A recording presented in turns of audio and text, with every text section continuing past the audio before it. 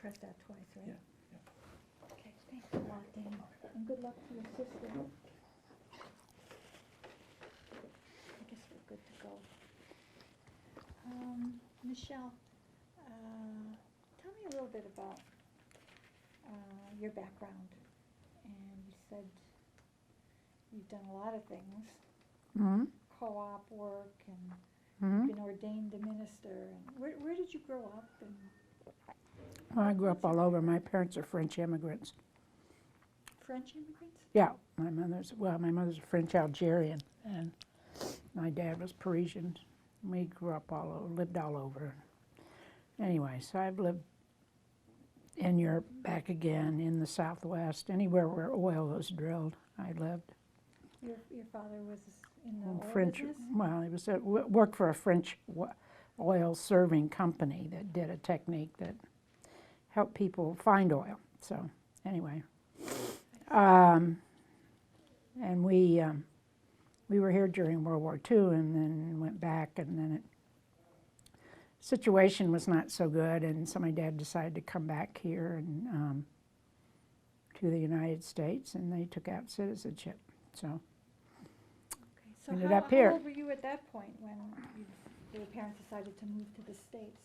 5. So then where have you lived in the States since then? Oklahoma, Texas, all over Texas. Lived in St. Louis. Finally ended up here. My first husband came to teach economics at UWM. Richard Meadows, I was mentioned the Dean of L&S over there. And I taught school, taught high school, Oh yeah, where did you teach? University City by WashU. And Did you teach in the Milwaukee area? no, taught in Houston. Then I had 3 young children. We were divorced. I was a Vista for a while. That's when I managed a co-op grocery store that used to be called Gordon Park Food Co-op on Locust. And then went to work for ESHAC, got my master's in urban affairs and planning, or economic development. Went to work for ESHAC, which was a community-based housing group on the east side.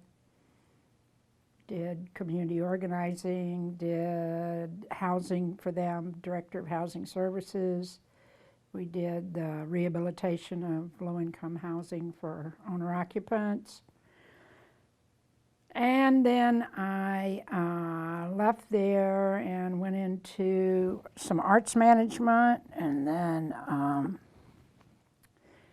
went back to ESHAC. Finally was hired by the diocese to do the startup on the Gathering, a food program with a lot of different services across the city, and then was ordained and, retired from the Gathering. And along the way I remarried.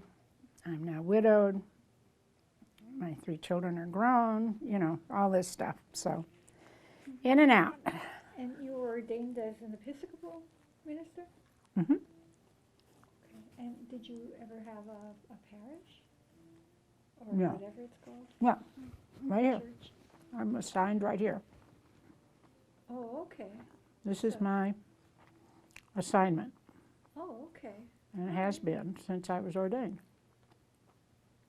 I see. So officially, what does that mean? I guess when that's your assignment. What Well, as an ordained deacon, I am here at the pleasure of the bishop, and I work here for as long as he and the priest here, that choose to have me here. Right now, I'm doing more work because our priest is on maternity leave, and I do, a variety of pastoral services, other things here, as well as Stacy mentioned, I'm paid to do meals for the two different community meals we have a week here and things like that. I see.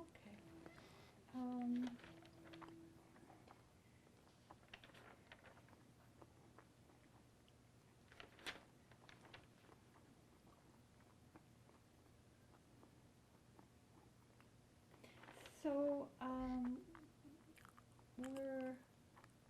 so you've been living here since when exactly? 1970, 71. That's when you moved to the Downer area? I lived on Maryland. Well, first lived on Kramer, just south of Kenwood, when we first moved here, and then we bought a house on Maryland in that first block north of Edgewood. I kept that house after I was divorced, and eventually, after remarrying, my husband and I moved over here, which was 20 years ago. So, but even living on Maryland, I mean, I came around here, went to church here, so I've been pretty Connected. associated and connected with the Downer area. Okay. Before we interrupted our talk, you were talking about changes in the Downer area. Mm-hmm. And what it was like 20 years ago, I think you said. Well, I think it was probably a little. It's hard because I think right now it's in a transition with Via had come in, and when that, and then with Pizza Man and some of that's it kind of feels like there's some positive spin, and Boswell's done well. But that having been said, there's still that huge block of the Chancery and other things that have been vacant for several years. Stuff has gone in and out over here. Over here being? Well, over in the 2600 block. But as I said, I think originally because there was, a pretty high. Let me back up some. I think it's essential nature as a little district that had a lot of retail for first order goods, and it was a pretty kind of complete things. I don't think that's so much changed. There's some of the older merchants, like Lynn at Paperworks, will say that there's less daily walking trade than perhaps there had been at one time. Probably more nightlife stuff than because of the restaurants. Now, some of those restaurants are open in the day too, but as far as just kind of women shopping, doing that kind of thing. And of course, Syndics has been on the descendancy for, at least 10 or 15 years. Does that mean they're making less money, or what? Everything. I mean, they don't seem very well managed either. There's a whole set of balustrades that have different ones. This one used to have one out towards Franklin that was like 100 and something in north, and then one in Bayside. They lost both of those. Piggly Wiggly owns a part of them. They recapitalized them, and now they appear. And I say that I shop there every day just because I don't like to get in my car and go places. Except when I need things that they don't have anymore, and then I go someplace else. But we have heard that they're wanting to get out of business altogether. I don't know if that's well, I don't know if they want to, but I think they're going to be forced to at some point. There's a rumor on the street that actually I heard from one of our parishioners who pretty much knows stuff around here. He's owner of a very large company here and lives over on Newberry, etc. That the building the Syndics that building was never owned by Katz, for instance. That was always in their family, has been sold to a East Side investor, and that investor is looking for someone new to run a grocery store in there. Whether all that's true, you know, we'll see. Time will tell. Right. And someone was also saying that the Sendix property and the hardware store Dale, yeah. are the only properties that were not purchased by Katz? No, that's not true. Let's see, those two, and then I believe the movie theater is, Downer was not ever owned by Katz.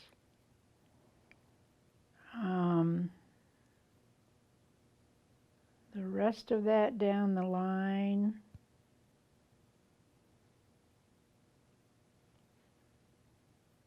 I don't think the coffee trader was either. Now that's been split up now, you know, into different leases. And CBS, to my knowledge, was that sort of chunk there. Katz had not bought.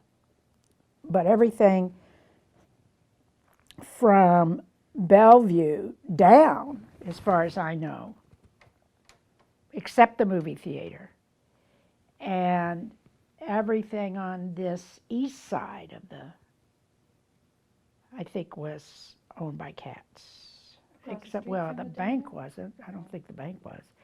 But Paperworks and Optiques and the Breadsmith, I guess, or what was ever there. You know, there have been a lot of different things before. I think those shops were owned by Katz. Then where I am, St. Regis and Georgetown, he sold at the beginning of kind of the condo thing, which he said he always regretted because prices went up so much in rentals that he wished he had kept them. But, you know, anyway. So does he still own properties No, down there? no, they've all been bought out. Do you know why he sold? Well, that's an interesting question. He lives more and more. As far as I know, his family lives in Boca, in Florida, and I think he's gone down there more and more. Those properties were sold to Joel.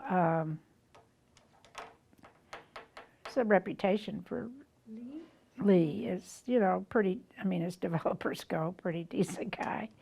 And then our Russian friend, Boris, they had those together. Lee, I don't think Boris has them anymore, as I understand it, and I don't know who else are Lee's other partners. So they bought them at rather high prices, reputedly, from Katz, which is one of the reasons why they say they cannot afford to market more of these at prices that are more in line with, I mean, I forget, I used to know what the square foot it was, you know, average around here. I mean, double, triple any other place around. I heard that the rates went up considerably when Katz bought it. Well, yeah, he put them up, and when he sold it pretty high. And so Joel and them, when a lot of people came and said, you know, we're losing our shirts, we've got to renegotiate, you know, his stand was, I cannot afford that. So I know there used to be a baby clothing store. That's right, Bebe Boutique. Did that She go went up? out of business. She gave up the business. She was married, her name escapes me, she's married to a orthopod here in Milwaukee whose name is, oh, I can't think. Anyway, this was always kind of a fun venture for her, and her manager, Andy, and I can't remember Andy's last name. Andy wanted to continue it, and the lady got her husband said, I just, I don't want you doing this anymore, and it's losing money every year, yada, yada. Andy tried to stay on the street at Bebe Boutique's place, but she couldn't deal with Lee's prices. She was scared that she wouldn't be able to make them.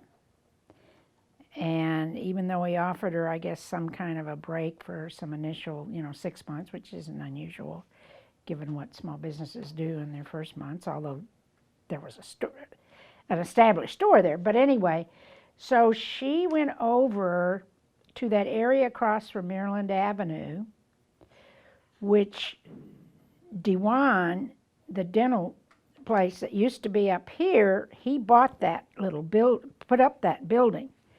And she was his only other tenant until recently when the Pilates lady and somebody moved in on the other part. But he was upstairs. And so Andy's downstairs, and that shop's called Little Monsters. And it's been open now, going on 3 years. And some of my, kids' wives shop there, the ones that can afford it. So, although it's not as high end as it was when she owned it. It's not cheap, but it's a little bit more reasonable. But very nice woman. But she was sad to see her go off because she was very active in the merchants and was willing to give a lot of her time, just as Lynn has at the Paperworks, and Mike Idle, one of the principals in the restaurant group that owns Hollander, and Benelux and Hollander West and all of that. So, and then, let's see, who else has been really more active? Oh, Boswell's. And the guy that's bought the liquor store, kind of.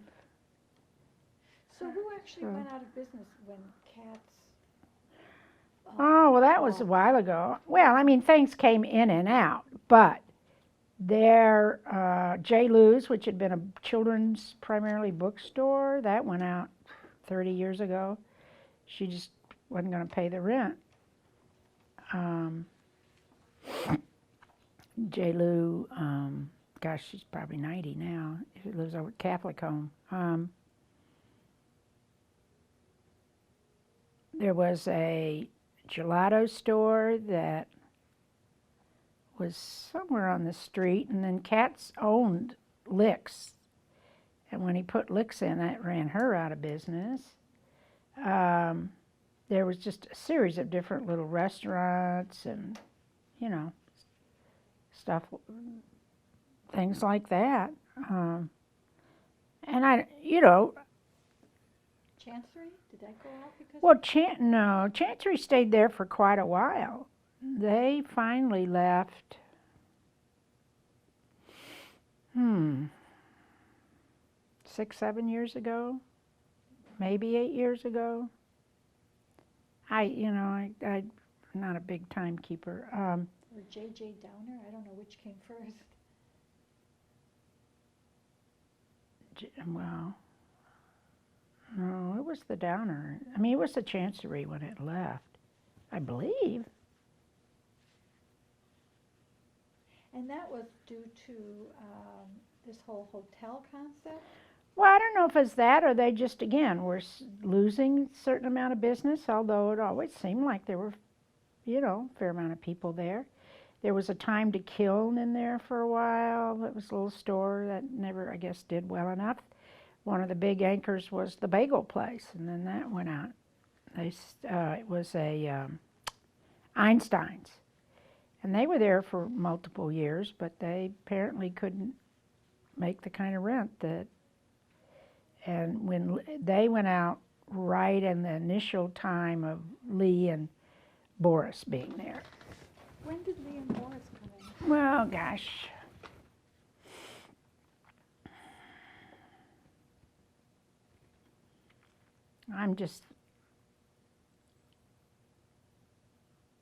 10 years ago or more. I'm just guessing. I mean, they were not there when we moved here in '98. It was still cats, and it was cats for quite a while after that.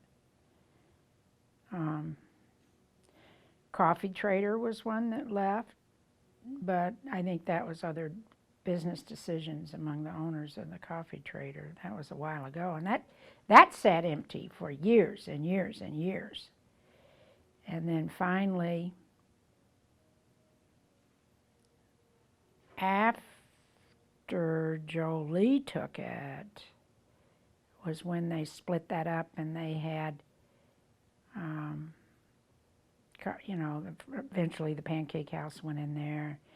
There was somebody else in there before Via. It was the people that own, same people that own and run Lake Park Bistro, that family. Anyway, they had first a kind of an attempt at a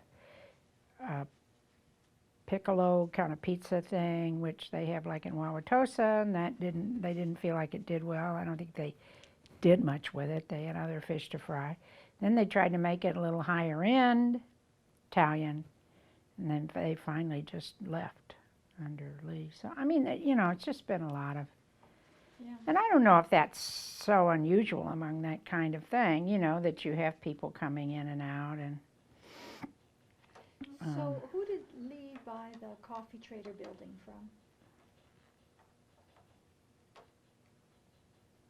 Trying to think if that was acquired in that or not. Somehow, for some reason I think maybe not, but I just can't be sure about that. Whether Katz had owned that or that was some other. No, it was Katz. Katz did own that building. He did not own the CVS building. What was a Century before that, owned by a guy named Otto, I don't know Otto, but he had one of the few independently owned Centuries, and then Otto got out, and that was when CVS came in there. What do you think about the CVS building? Because they It's kind ugly. of changed it. Yeah. It's not very interesting architecture in my opinion, but. Mm-hmm. What was in Hollander before it became Hollander? Well, for a long time, certainly in the 70s, 80s, it was a laundromat. And there was a series of different restaurants in the basement. Then the top part was bought by Gill, and Gill was the name of the restaurant, and everybody called him Gill, but his real name is something else that I don't remember. And Gill grew up in Whitefish Bay. Gill's was in, a kind of neighborhood bistro restaurant kind of thing. He was a nice guy. From about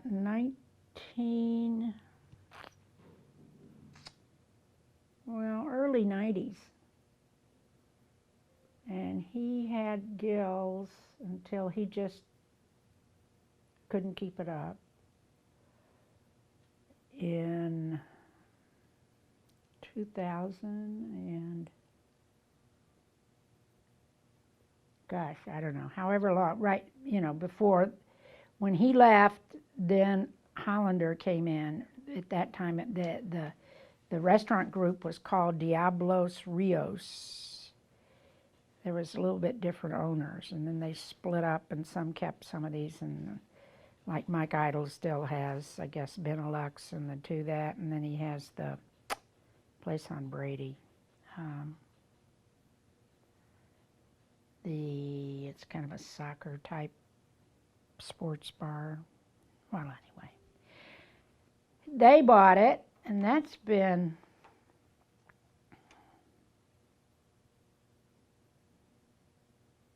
$10 maybe,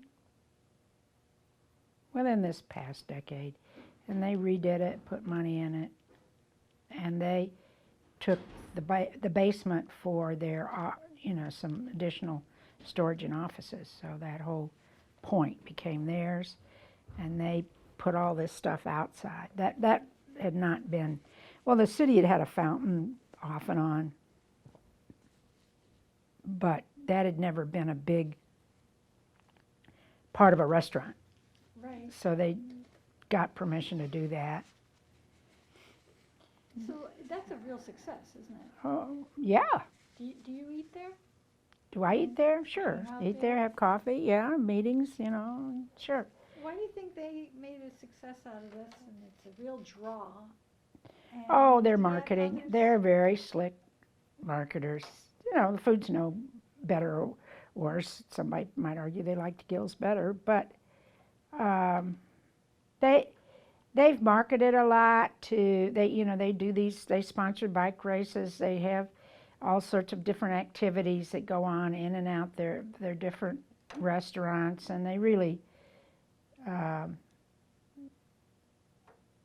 market to a younger and young family crowd, singles, and not the student university. It's a little bit, they're really not big on that. I mean, if you go in there at 5 on Friday, it's people coming to eat. It's not a big bar scene, never has been. So it fits into the neighborhood. Yeah, and I think it's, not super expensive, but it also doesn't, have, 3 Bloody Marys for 75 cents on Friday night or something. I don't know, whatever. They don't have, rail drinks cheap, or, now Via's done a little of that, but they don't have. Via is owned by some guys that started that transfer in Bayview. It's 2 guys and a woman, and they're also very good marketers, and the quality of the food at Via, I think, is excellent. And they've done well from when they came in, done very nicely. And part of it was carrying the tradition from transfer in Bayview. People were going there, and now they've come up this way. Same as Lulu's down there, that's now in Wauwatosa as well. And some of those, I think, spent on their food and on this kind of a fresh, young 20s, 30s something, singles, families, reasonably priced, kind of with a talking a little bit about local sourcing and using, good fresh ingredients kind of thing, but not overly, but there's a little bit of that in there. They've done well. There's Henry's around there, which is a bar. It's right on Bellevue, and it serves a limited menu. Why it survived is beyond me. I've eaten in there maybe once or twice. I mean, a hamburger's but that's not true either. It's okay. It seems to be more, though, of a real kind of in-neighborhood sort of a la Cheers or something from TV, kind of, everybody knows you in there and kind of group, as opposed to these drawing from all over kind of places. Do you think the area needs more of that, or it doesn't matter? I don't think it makes any difference. I mean, I think it's fine. It exists there and seems to have its little, it's nice if you go around here on a Saturday now, Friday night, 6:30 on, you're in for a wait. You could generally always get in over there. I mean, there are people there, but it's just not the same. It doesn't have the same cachet. It's just different. And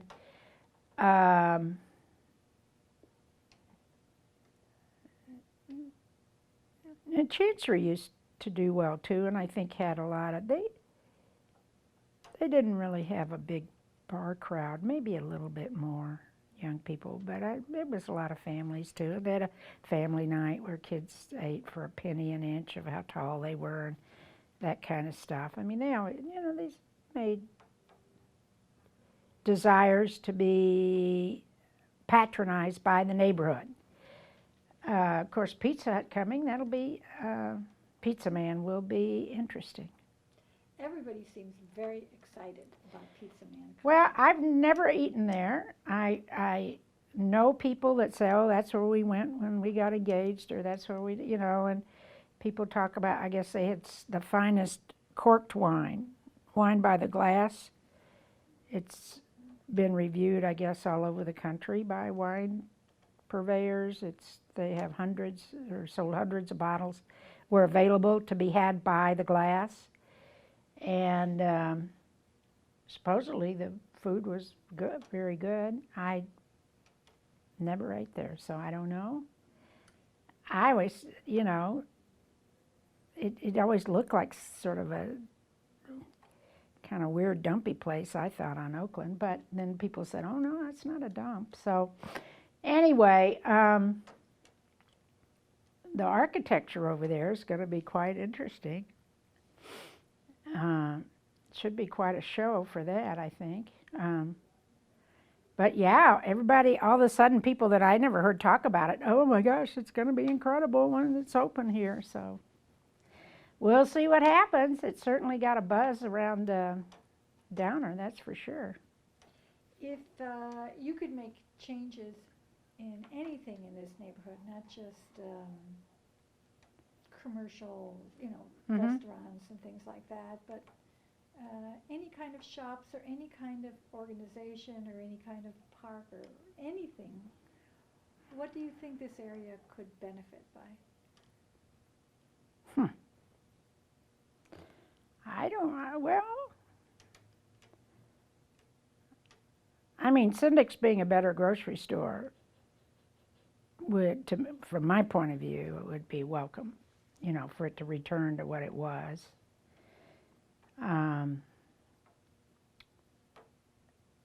As far as other things, I mean, I think it's kind of well served, and there's certainly, I mean, you've got Lake Park, of course, we have our open space over here. I mean, to me, I don't know if I'd call it heaven on earth, but I think it's close as far as a neighborhood. I mean, it's just really nice. It's foot accessible. Library's close by. Good, nice library. I love the East Library. And of course, that's going into a whole new thing. And tell me about that. Oh, it's a mix. They're in temporary quarters, and the place where the East Library is, which is across from Beans and Barley, and has been for I don't know how long, is going to be a mixed-use development with apartments up, and then the city gets the library, gets all of that redeveloped and rebuilt on another, you know, on another tab, so to speak. So it's a really nice thing for the city because they've been wanting to do, you know, renovations on it. And it'll be, I don't know, a year and a half from now, I have all new library. And of course that whole area around where the Oriental is, and there's kind of a ebb and flow of restaurants there too, and different things like that. But so you consider that part of the neighborhood as well? well, that's on the outside of it, but yeah, Whole Foods and, you know, St. Mary's, Columbia. And you walk to that area? Sure, I walk over that way, sure. It's healthy. Ride a bike if you want, but yeah. I always consider them two separate areas. Well, I really mean, they realize how are. close they are. Yeah, they're two separate areas, but I mean, they are accessible. And that area, I mean, I love Beans, and I loved that even when I lived in Shorewood, you know. And then with the library being there, and of course now, but we always went to Columbia. Now that's over here with St. Mary's, so that's kind of become, you know, another neighborhood landmark, although, God, I hope they get it together because they're having a hard time. Columbia St. Mary's? Oh, my God, yes. Well, it's silly Taj Mahal of, it's kind of a hubris, yeah, you know. You know, when you have to market by saying, if you look at the lake, you're going to feel better is, so patently absurd to me that, anyway, they can't keep it filled. I mean, it's just not doing well. A lot of layoffs, a lot of reorganizing, yeah. The population here,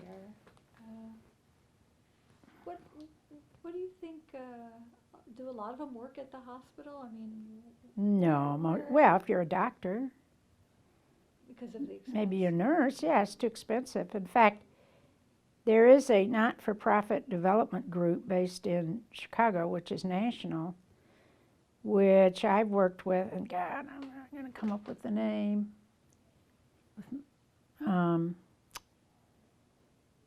Is Common Ground. We helped them get some hearings around here. Oh, I can't think of the name of it. But they've done a lot of stuff. They developed that big apartment building on the far south side that was once like a hospital down there, and it's now a dedicated apartment buildings for people with mental illness, chronic mental illness that are on like SSI. And they do a lot of good stuff. They've done some interesting development. They have been trying to get WIDA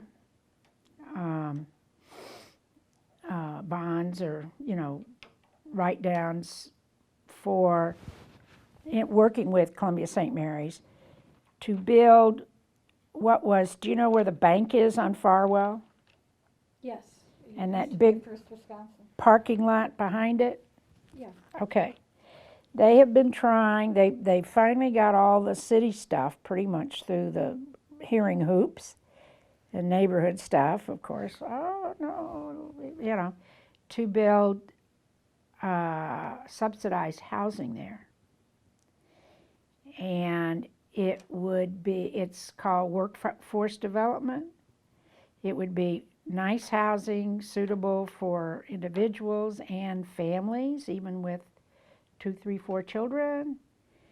And you have to be working. It is not subsidization for people who have housing vouchers or anything. It's subsidized housing for people who are working. And it was St. Mary's Hope who was, working with them, that then a lot of their employees that aren't doctors and nurses could afford to live there. Because I guess if they have like snow emergencies or anything, it's really hard for their staff to get in from wherever they are because they just can't live around here. It's too expensive. Anyway, they had entered in with them, and they have been waiting for 2 years to get into a cycle for the subsidies from WIDA, and they've lost out the last 2 years. And it would be housing. It's a very interesting green housing with a grass open top where the kids could play and stuff. I mean, very interesting, I thought. And, just generally very cool. And you could stay there as long as there were certain caps, there were certain subsidy levels, and there was a cap. Once you went beyond that, then you couldn't live there anymore as far as income. So it was for sort of moderate working class type people, which would be some of these nurses' aides, techies, that kind of stuff. And others, but I mean, that's who they were hoping would get in there. That's who they were going to really market to. And then anybody else, was going to have a right to move there. I expect So what is the status of it now? they are, last time I talked to, and that's where I'm just terrible with names, this young woman who's part of that staff from Chicago. I have to go back and look at notes about what their name is. Mercy Housing, that's the name of the corporation. They do stuff all over the country, in Arizona and all over. And they get a lot of money from,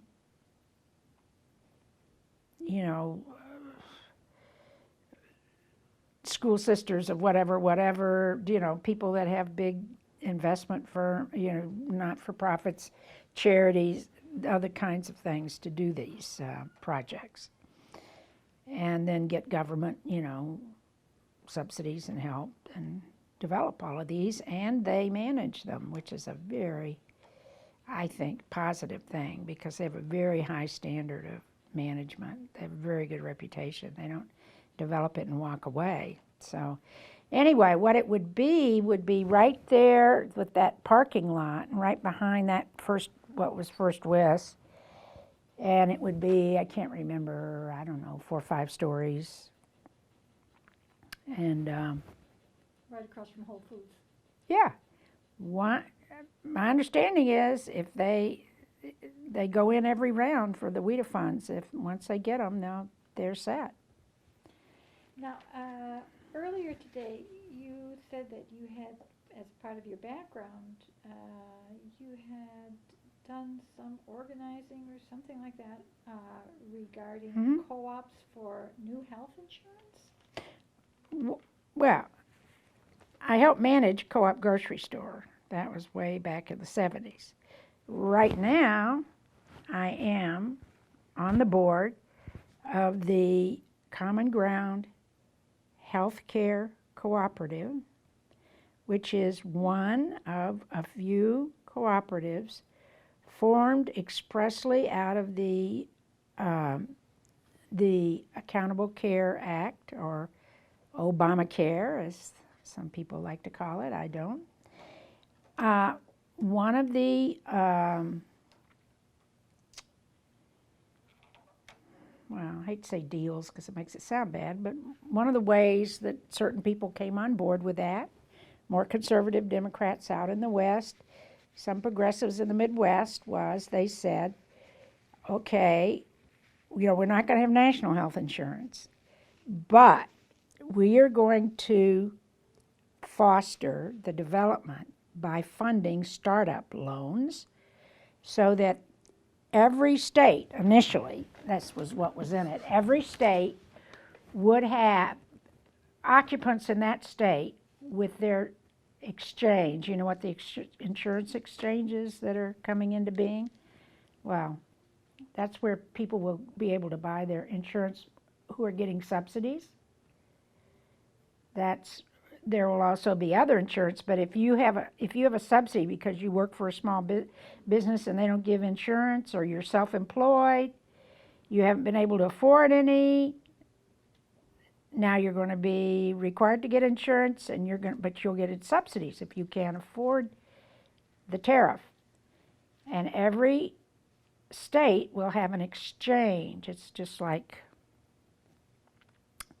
for buying insurance, health insurance, it would be like when you go on a trip and you go on to Expedia or something. These exchanges will be starting next October, and the insurance will be in effect starting January of 2014.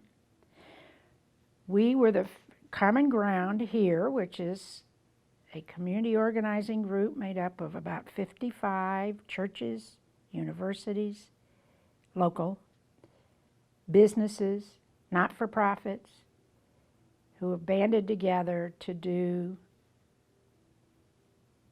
social reform, to do projects. We have a school. We took on and got the banks, 5 banks here, to give us $32 million and give us houses that are foreclosed on. And we're in Sherman Park. We're now on, I don't know, house 49 of foreclosed houses that are getting put back on the market with the help of the city, with the help of WIDA, with the help of LISC.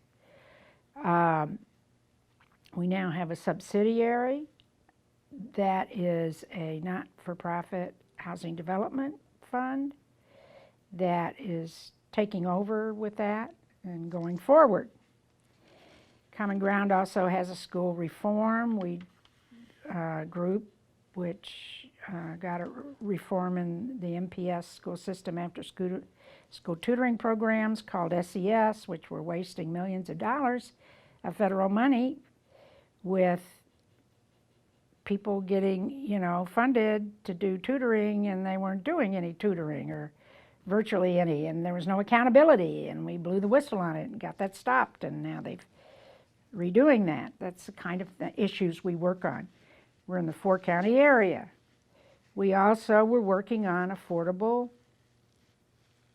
health insurance, and have been for about 4 years for small businesses and individuals. Because of that, when the Accountable Care Act came into being and we found out that there were cooperatives being formed, that could be formed in each state and could not get grants but could get startup loans and could get their solvency funds paid for in full, which is a big deal. Even a little company has to have like 10 million for solvency. You know, you start offering insurance, you don't have all these monthly payments. If you know, you got to pay out too. So anyway, I don't want to get into all of that, but we were the first across the nation to get one of those. And there are other ones in New Mexico and Baltimore, Maryland, across the state. When just this winter, unfortunately, with all the horse trading done with trying to get the budget under control, they put a stop and they aren't funding anymore. So there's some across the country, but the ones that were funded, including us, are going forward, but they're doing anymore. But this is to have an option in these exchanges from, you know, hopefully, since co-ops are more transparent, they're member-owned, they don't have big salaries for big people on the top, that will be able to present to people good coverage at a more reasonable price. That's our job. And we will be starting business. Well, we'll start enrolling. We're already doing educational seminars all over, but we'll start enrolling people this October, and we'll be in business January 1. Common Grounds got that done. We wrote the plan, you know, the business plan. We did all that. Now that the co-op itself, though, is a separate entity that's been spun off, and so some of us are on that board until, I mean, I can't buy, I could be a member there if I bought my insurance from them, but I'm retired. I'm on Medicare and supplementary from my husband, Northwestern Mutual, as a surviving spouse. But once it's up and going, then people like me will go off of that because I'm not a member. There'll be a few people on there with some expertise, but anyway. Do you see your role as deacon here somehow associated with Common Ground? Of course. It's justice. It's justice seeking. Okay, but that's on what a deacons. formal basis, Sure. is this something that's expected of a deacon? Well, it's certainly approved of. My bishop approves of it. He comes and speaks at our staff when we ask him. Sure. I guess I'm trying to see how it is that the church supports you.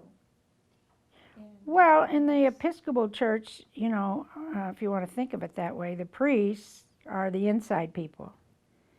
Deacons that are assigned to different churches under the bishop are the outside people. It's my job to connect people here to answer their calling, to work in the community, to bring greater justice into the world.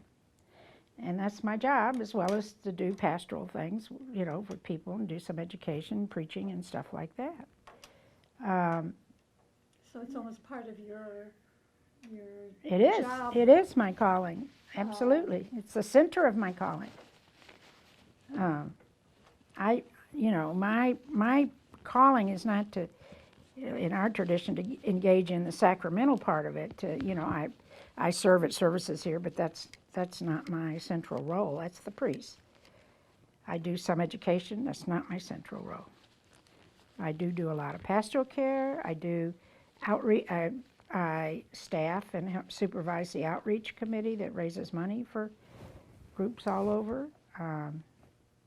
And I help people participate in things like Common Ground, as well as things like meal programs or, you know, I don't know, whatever mission in Haiti or something, whatever they find. Now, some things you said about the neighborhood leads me to believe that you consider this pretty much a well-to-do Well, neighborhood. yeah, I mean, sure, there are people that live in some of the apartments, maybe, you know, again, and students and things, but this, I would say, I mean, everything from, well, I would say everything from Downer to the lake is certainly well-to-do people, or, you know, at one time, that's what they call this area the silk stocking area, you know, the old, from like Oakland to the river is a little more sort of working middle class, some of that, the housing, and used to be when there were two grade schools. Hartford was the upper class school, you know, the one that's on the university campus. And then there was another one on Bartlett Avenue, close to North, which is closed now. It's now some kind of senior thing. And that was the working class grade school for the neighborhood. And the So, two yeah. students didn't mix. The two groups of Not students didn't mix. particularly, no. That I know of. Now, I mean, again, that was a long, Bartlett closed in like the 80s, so, I mean, you know. Where did those kids go now? From the west of Anywhere. Oakland? Well, I guess they'd either go to Hartford or, you know, with the specialty schools and everything that's happened with MPS, kids go all over. Montessori, they could go down to Maryland Montessori, which is kind of it's in ascendancy right now. That's considered one of the primary schools you want to go to in MPS. What about high school? The kids east and west of Riverside, Downer? of course, was probably the premier school in the state of Wisconsin for years and years and years and years.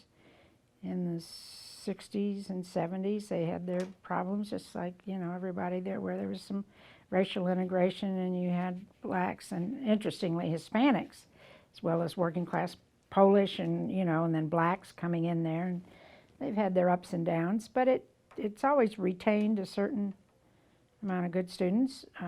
It's the really, I suppose, outstanding high school to go to an MPS now is Rufus King, which is an international baccalaureate school. The schools for the languages have been good. The university school, and then, well, for a while, the Milwaukee High School of the Arts, which is down on McKinley. Yeah, down there, 20th, 30th. Anyway, these, you know, have come and gone with money and, you know, problems, but. So the wealthier people east of Downer, do they mostly send their... They don't send their kids to public schools. Where do they send their kids? By and large. I know Of course, we're talking a multi-million-dollar doctor over here that lives in one of these huge houses right on the lake. His kids go to Maryland Avenue, but that's unusual. So Where do they go? University School, St. Robert's. Some pay tuition to go to Shorewood High School. My kids knew kids that, you know, lived on the east side, and their parents paid to go to Shorewood. I mean, where did your kids go to school? Shorewood, from Oh, K. but you lived in Shorewood. Yeah, K4. Well, my daughter went to a girls' school in high school, but a Catholic school. But the boys went. Yeah, she went through junior high. The boys went K4 through 12, and I don't think there's a better education around. But most of people that are well-heeled generally tend not to send their kids to Riverside. Yeah, I'd say so. I would say they are going to private high schools. They used to be, they went to Hartford. My husband, who grew up in this area, whose mom was a Hackett, that was her uncle that developed all this housing around here. The first Irish to build housing, to develop apartments in a Yankee neighborhood. He went to Holy Rosary, and then he went to Riverside. Some people send their kids to Marquette High School, the boys, you know. I mean, there are a variety of places. But I would say that one of the things that's hurt this area has been the lack of confidence in MPS, which, you know, kind of fulfills itself. I mean, if Hartford Avenue, which is now Hartford University School, whatever, two of my granddaughters went there, and they were getting a good education before their parents moved out, you know, to the exurbs. If that next year changed and had a, you know, parent population similar to Shorewood, even, you know, with some Shorewood's integrated. I mean, they've had all the Russian population that came in for a while, which was an interesting, my kids went with that, and sort of, you know, cultural shifts with that, and then Chapter 220 and all of that. If you had a mix over there of the kids in this neighborhood, even with some, you know, and you restored what that looked like, it would be a wonderful high school or a wonderful grade school, you know. But once you start, that thing just kind of like the dog chasing its tail. So if the middle class, you know, and upper middle class falls out of your school, it's a hard thing. Now, Hartford Avenue, again, still has some people who are university parents, some others, you know, whose kids are going there. But a lot of it, again, has shifted. Maryland Avenue now is becoming very much is sort of becoming more of a neighborhood school for this area. And it's considered very good. Do you think this has any effect on the attachment that school-age children have to this neighborhood? The fact that a lot of them are going elsewhere for an education? I don't know.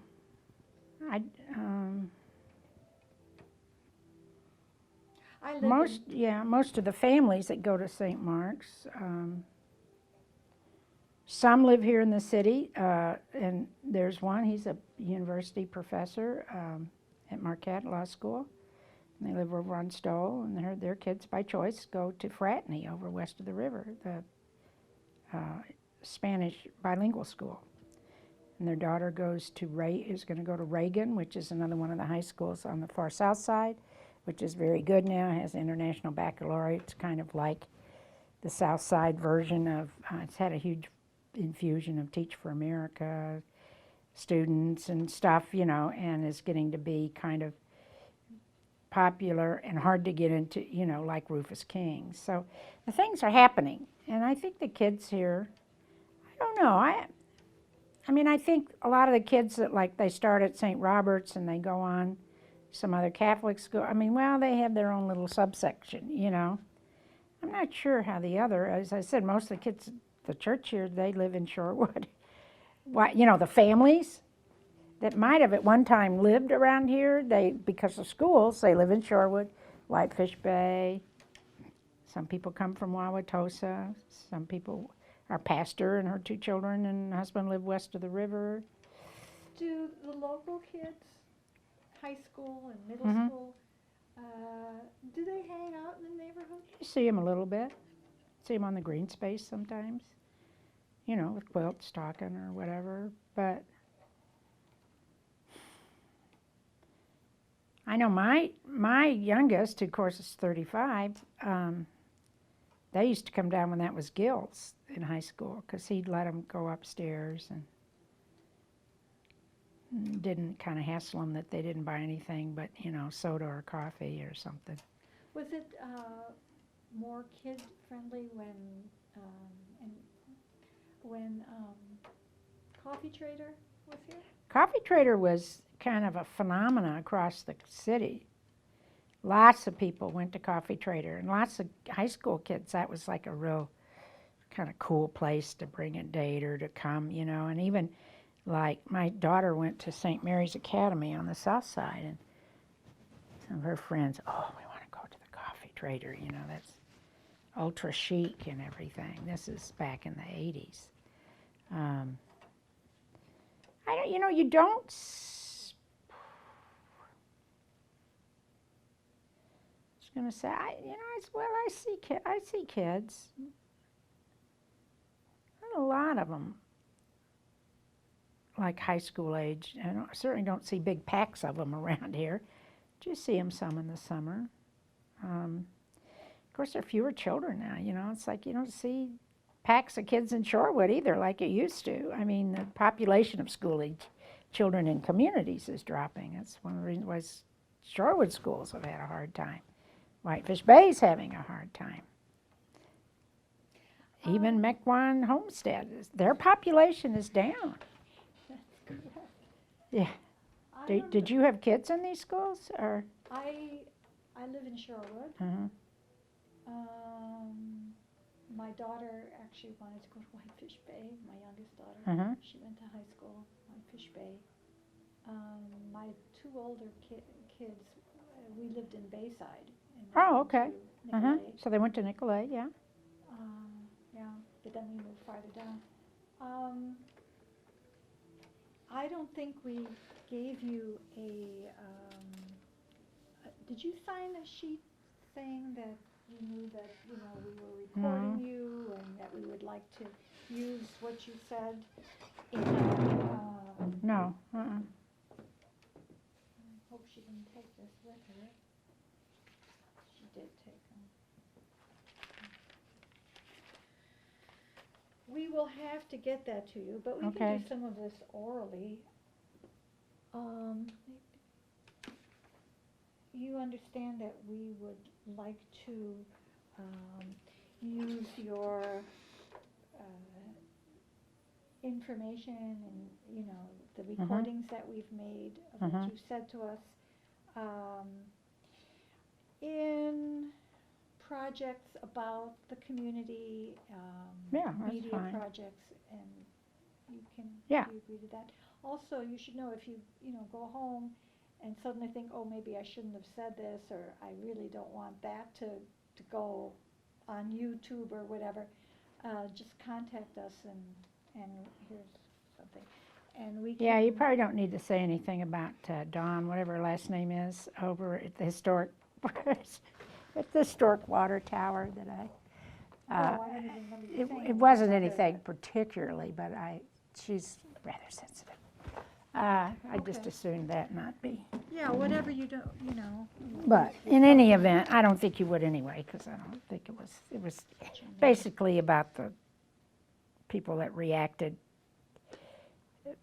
out of their frustration, you know, and picked things like the popcorn wagon, you know, as if it was the seminal issue of the century, so. Did Yuko take with her the form that she was supposed to sign? Yes, it was. Did you sign? She didn't sign anything. I don't think so. Do we have any extras? I guess we'll have to mail it to you or something. Whatever. It's right here. Is that it? Okay, great. So you would put your name here, and you can keep this blank that we're going to put our names in there. So basically, you write your name there, and you sign it on the other side, and you know, feels like you'd read it. Is that it? Just one? I think so. One? We greatly appreciate all the time you've given us. Sure. And the information.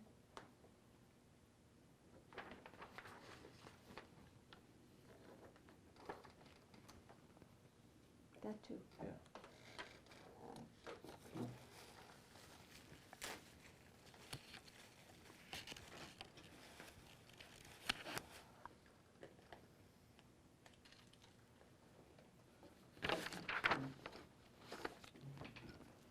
And I guess we need a date on it as well.